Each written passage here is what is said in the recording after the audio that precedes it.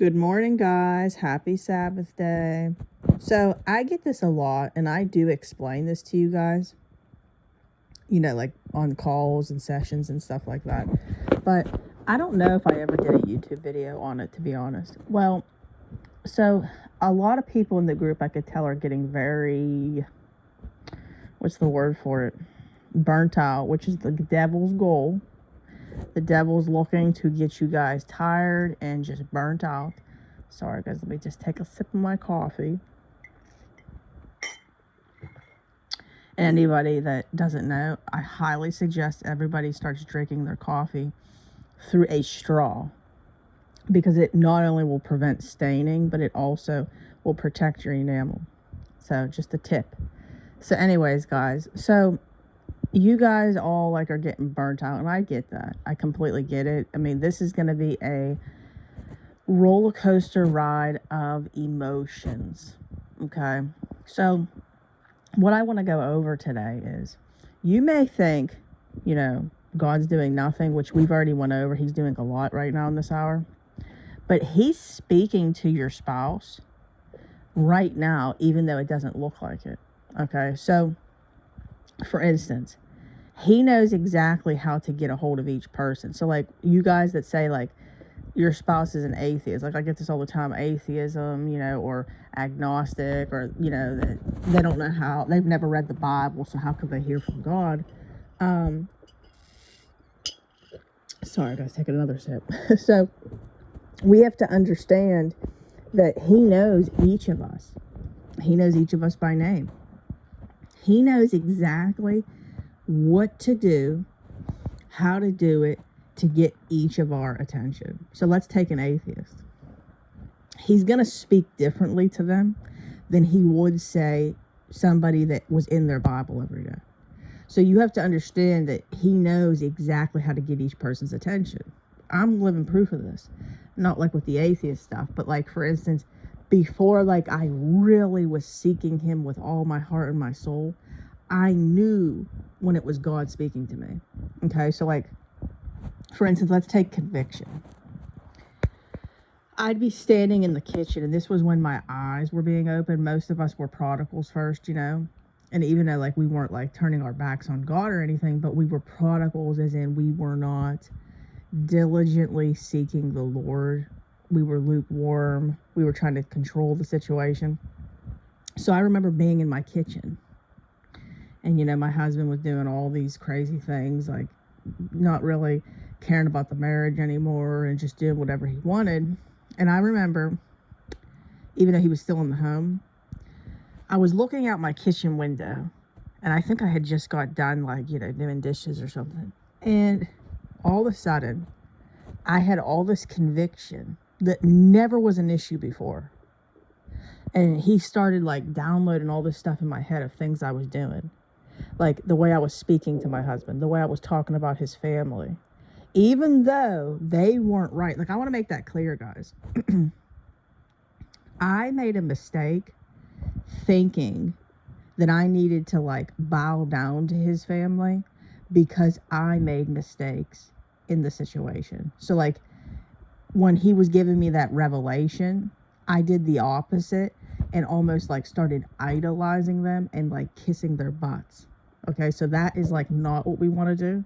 But I learned from it, of course. But even though they were wrong too, the way I responded, kind of like what I go over in the accountability lesson with you guys, basically I was accountable for my own actions, not what they did to provoke me.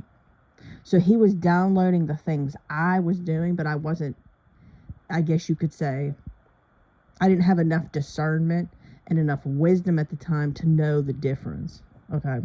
So anyways, fast forward, he's downloading all this stuff, the way I talked about my mother-in-law to my husband when she was doing things that upset me, instead of turning the other cheek.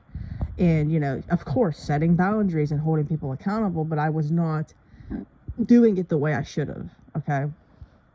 And then he started downloading things in my head about how I treated my husband and how I controlled him. And, was showing me all this different stuff that I was doing. Maybe, gossiping. He was downloading all, and that was true conviction. And I knew it wasn't my own thoughts. I knew it wasn't. Like, I felt convicted, but I didn't before when I was in that doing the stuff. Okay. And just to show you that my eyes truly weren't opened, my mother, my dad, my nanny, and my noonie all told me at the same time. God used them before it took place to warn me. So that's what he does. He'll give you like a final warning. And I know you guys can all attest to this. So for instance, like, I remember when like right before things were about to get real bad, God was giving me like a final warning. He was having people come up to me telling me to stop doing what I was doing, like using my mom, my dad, my nanny, my noonie, saying, no, don't treat, Brian that way.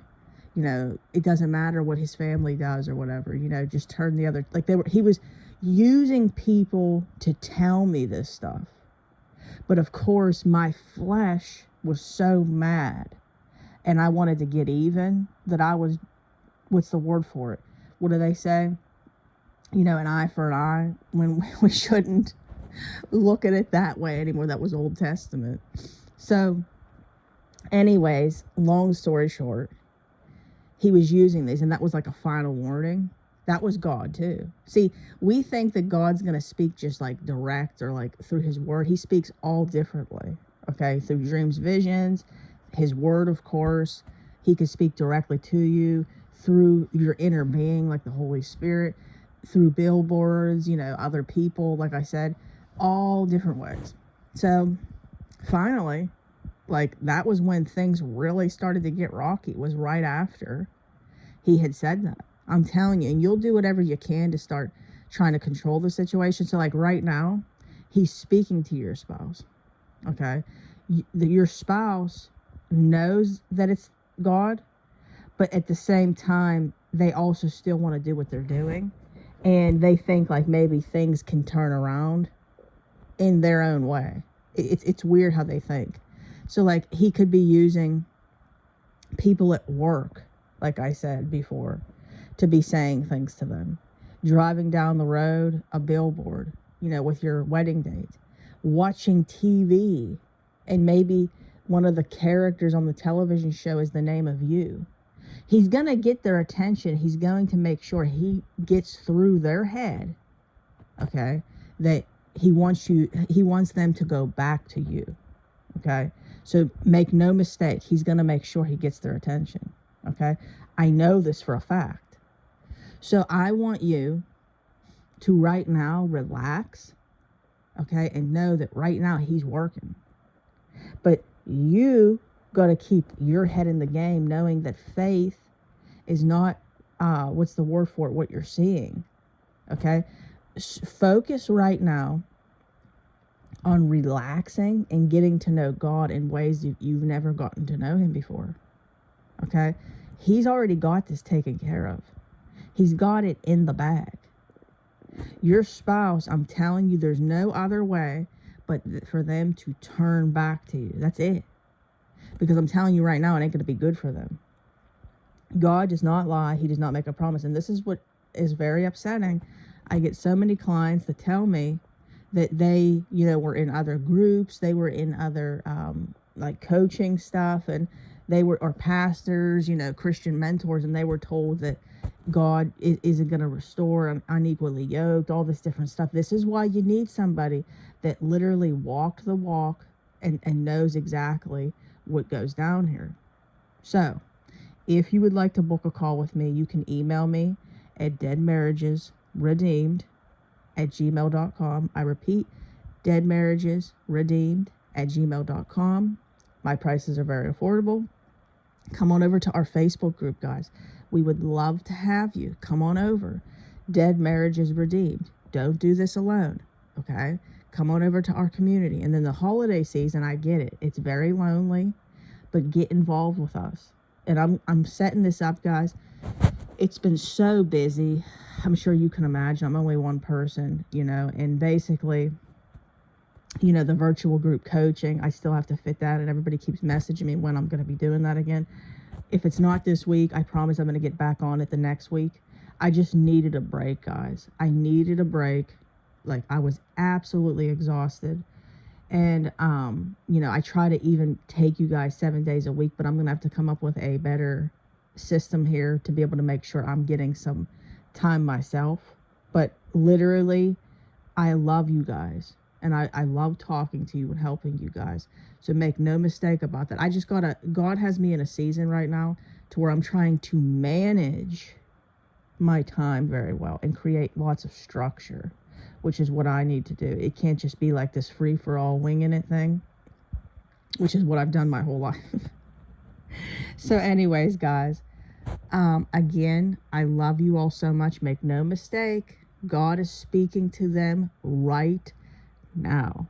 And I'm giving you proof of what took place even with myself. To like, see, sometimes like when we hear other people's, we can't, what's the word for it? Really know. I'm telling you that I firsthand experienced it. Why would I lie to you guys? I'm telling you right now. God warned me numerously over and over again. Conviction, conviction, conviction. He's like, and this is the thing. When the scales aren't removed from their eyes, like once the scales are removed from their eyes, everything's going to be so much more heightened, like where it's going to, like, they're going to feel it more than they ever did. So like, they're going to feel how bad they hurt you once those scales are removed. Right now, they're still living in rebellion and their discernment isn't as strong yet. So I want you to keep praying that the scales are removed from their eyes and the discernment is turned up. Okay? So they know. Okay, guys? I love you all so, so much. Have a wonderful day. I'll be back on here shortly. I am, what's the word for it? Going to be doing another video that you might really, really enjoy. So again, have a wonderful day. I hope that this motivated you guys. Remember, he's speaking to them right now. All right, guys. God bless. And if you could, please like and comment, please. Bye.